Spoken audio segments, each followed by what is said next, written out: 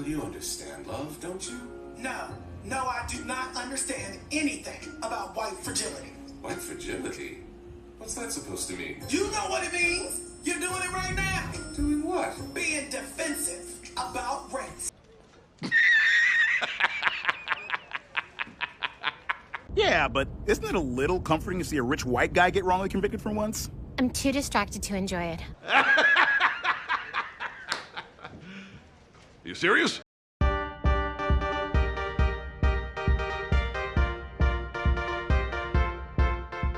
Hey guys, I'm Noxylence, and today I want to talk about two shows that recently garnered attention and controversy due to the message they've been trying to push. The Proud Family, Louder and Prouder, and Velma. Although these two shows are incredibly different, with Louder and Prouder being a kid-friendly continuation of the original Proud Family, and Velma being a raunchy, adult-oriented reboot of the classic Scooby Doo series, these shows do have one thing in common. Both shows try to portray racism, and ironically enough, both shows fail to do that without coming off as racist. Here, let me show you what I mean.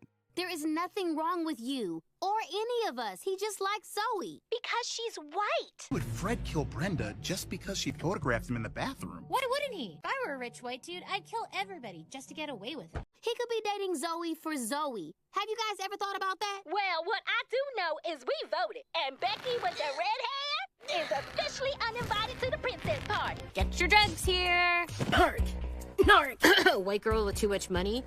White girl with too much money. Reparations for their suffering. And continue to earn reparations every moment we spend submerged in the systemic prejudice, racism, and white supremacy that America was founded with. Look, I have no problem with racism being portrayed in media.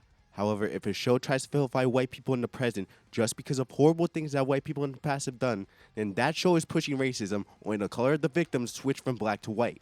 You want to know a show that did a good job of addressing racism?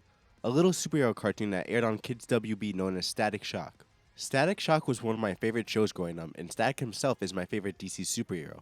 Not only was the show entertaining, but it also did a good job when it tried to touch on serious subjects, such as the effects bullying has on people, why you shouldn't let people peer pressure you into doing something you're not comfortable doing, and of course, racism. The topic of racism is brought up in Static Shock Episode 8, Sons of the Fathers.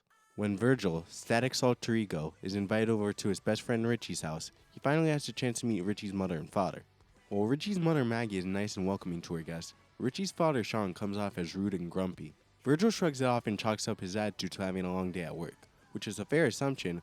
However, that doesn't mean that that's the truth. After they all have dinner, Virgil goes to Richie's bathroom so that he could brush his teeth and go to bed.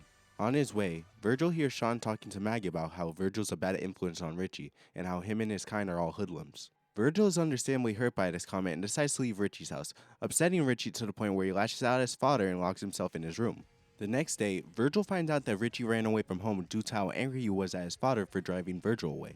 While Virgil suits up and looks around for Richie as Static, Sean reluctantly goes to Virgil's father, Robert, for help finding his son.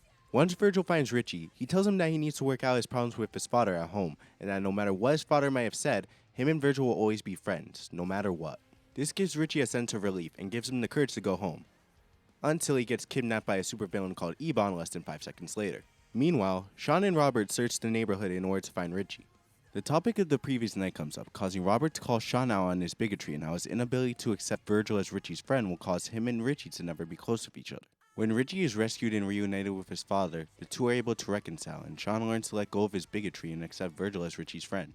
The reason that Static Shock tackled racism better than Louder and Prouder and Velma did is because it actually addressed racism in a way that doesn't come off as hateful and disingenuous. Sean may have been a racist jerk, but that doesn't mean that Richie was, and that doesn't mean that Richie should have to feel responsible for his father's actions or beliefs.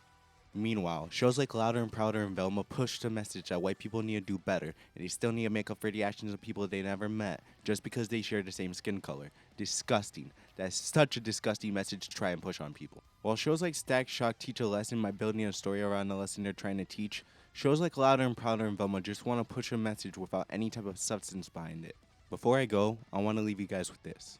Anyone is capable of racism, and anyone who is racist is capable of changing, and characters like Sean are able to prove that. Shows like Louder and Prouder and Velma may try to tell you otherwise, but these shows only want to perpetuate hate and victimhood instead of actually trying to teach people why racism is bad. With all that being said, thank you so much for watching. If you liked the video and you want to show support, please subscribe to my YouTube channel and follow me on Twitter and Odyssey. Have a good night, guys, and until next time, lights out.